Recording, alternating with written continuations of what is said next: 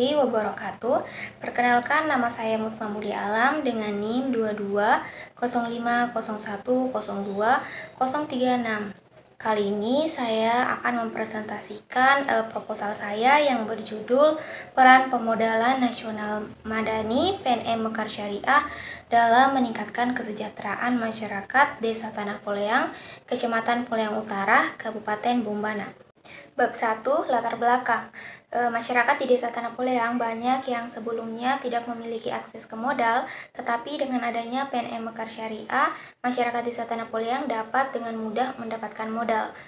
Jadi peneliti tertarik untuk mengkaji lebih mendalam terkait peran permodalan nasional madani PNM Mekar Syariah dalam meningkatkan kesejahteraan masyarakat Desa Tanah Poleyang, Kecamatan Poleyang Utara, Kabupaten Bombana.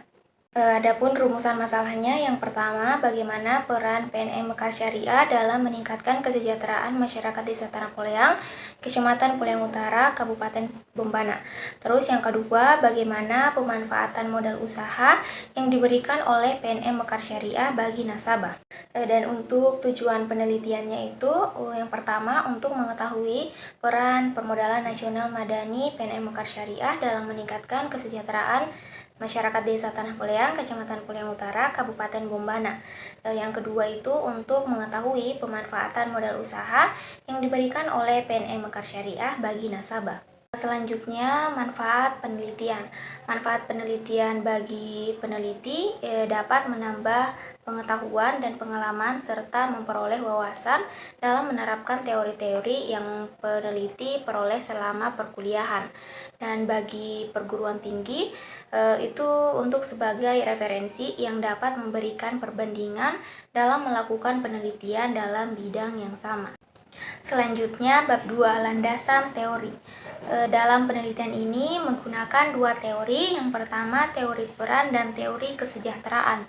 Teori peran atau role theory mengungkapkan bahwa peran adalah salah satu bagian yang dimainkan dalam keseluruhan struktur kelompok, merupakan perilaku khusus yang dikarakterkan seorang individu pada konteks sosial tertentu. Yang kedua itu ada teori kesejahteraan. Graham teori kesejahteraan yaitu welfare state. Penelitian yang relevan. Yang pertama dari Erlin Alhamrani, Yudi Prayoga, dan Nurrahmasari Putri tahun 2023 dengan judul Peran PT Permodalan Nasional Madani Mekar dalam Pembiayaan Usaha Mikro Kecil Menengah UMKM di Kota Jambi. Dan yang kedua dari Windy Sylvia dan Sri Lestari tahun 2023 dengan judul Peran PT Permodalan Nasional Madani Persero Mekar dalam mengembangkan usaha kecil di Kecamatan Aik Nabara, Barumun. Selanjutnya bab 3.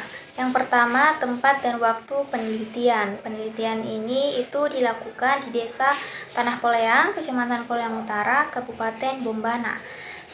Sedangkan waktu penelitian dilaksanakan setelah disetujui dalam seminar proposal, yaitu dari bulan Desember sampai dengan bulan Maret 2025. Yang kedua, subjek penelitian. Subjek penelitiannya ini yang pertama, nasabah PNM Mekar Syariah. Kenapa memilih nasabahnya? Karena supaya peneliti mengetahui pengalaman langsung mereka terkait manfaat program PNM Mekar Syariah, seperti akses modalnya dan bagaimana pemanfaatan modal usahanya. Terus yang kedua itu pengurus PNM Mekar Syariah. Ini kenapa memilih pengurus juga, karena untuk mendapatkan informasi mengenai kebijakan, strategi implementasi, dan tantangan yang dihadapi dalam menjalankan program ini. Yang ketiga itu sumber data. Dalam penelitian ini itu menggunakan data primer dan data sekunder. Data primer didapat dari wawancara kepada nasabah dan pengurus PNM Mekar Syariah. Sedangkan data sekundernya ini diambil dari observasi dan laporan khusus yang diambil dari situs resmi PNM Mekar Syariah. Yang keempat, teknik pengumpulan data.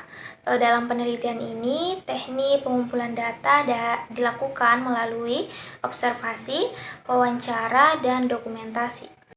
Yang kelima, teknik analisis data. Teknik analisis data yang digunakan dalam penelitian ini menggunakan teori Miles dan Huberman. Teknik analisis ini terdiri dari 3 bagian. Yang pertama itu reduksi data. Di reduksi data ini, data yang diperoleh dari lapangan kemudian direduksi, dirangkum, dipilih hal-hal yang pokok dan difokuskan pada hal-hal yang penting dan berkaitan dengan masalah.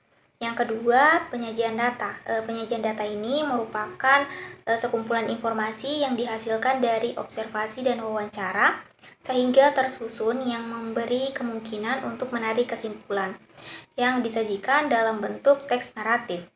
Dan yang ketiga ini penarikan kesimpulan. Setelah data terkumpul, maka selanjutnya ini diambil kesimpulan sementara. Dan setelah data benar-benar lengkap, maka diambil kesimpulan akhir. Baik, itulah tadi presentasi proposal saya. Saya akhiri dengan ucapan wabillahi taufiq wal hidayah. Wassalamualaikum warahmatullahi wabarakatuh.